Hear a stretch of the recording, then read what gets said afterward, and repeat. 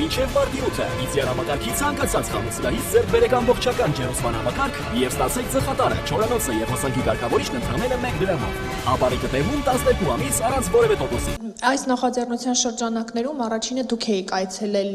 Ադրբեջան։ Ոչ, առաջինը ադրբեջանական կողմը հոկտեմբերին 25 թվականի այցելել էր Հայաստան, մենք նոյեմբերին այցելել ենք Ադրբեջան։ Համենայն դեպս դուք էլ եղել եք Ադրբեջանում, ես ուզում եմ իմանալ այդ այցելություններից հետո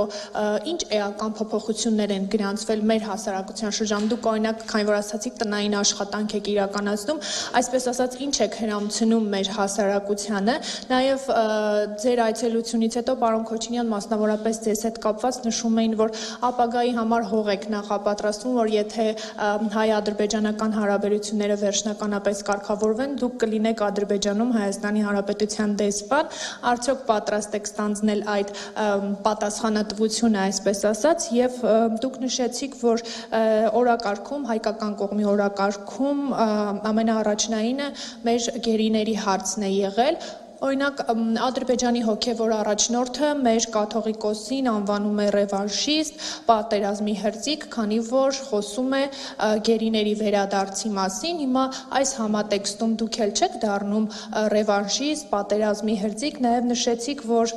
սահմանազատման վերաբերյալ դա իհարկե կառավարության տիրույթում է գտնվում, բայց այդուհանդերձ խոսակցություններ եղել են։ Իրենք օրինակ ընդունում են, որ Հայաստանի Հանրապետության ինքնիշխան տարածքում են գտնվում, իրենց զորքերը զավթել են Հայաստանի Հանրապետության սուվերեն սահմանը։ Շնորհակալություն։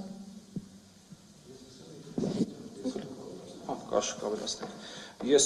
իմ անձին վերաբերվող մասով ես իմ կյանքում մի անգամ արդեն հրաժարվել եմ դիվանագիտական կարիերայից, երբ ավարտել եմ դիվանագիտական ակադեմիան եւ չեմ պատրաստվում վերանայել այդ հարցի պատասխանը, ես դիվանագետ չեմ ուզում լինել, այնպես որ ոչ, դա առաջին հարցի հետ կապված, երկրորդ հարցի հետ կապված, ես ճիշտ ասած մի բառ փոխեի ձեր հարցի մեջ, մենք չեմ կարծում, որ որևէ բան հրամցնում ենք մեր հասարակությանը, մենք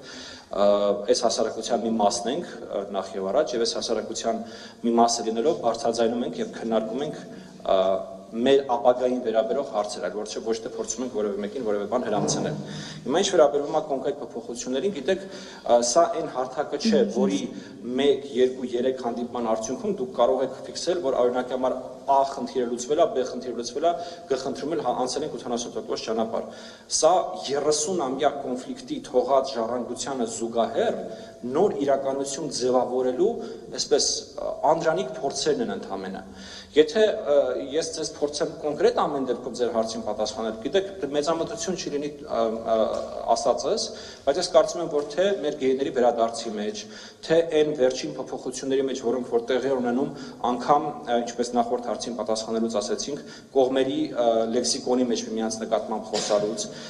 ես կարծում եմ, որ այս ֆորմատի ազդեցությունը կա, էական է եւ շատ կարեւոր է դա շարունակել։ Պարոն Մուրիսյան, դուք ունեք ոնց որ ավելելու բան։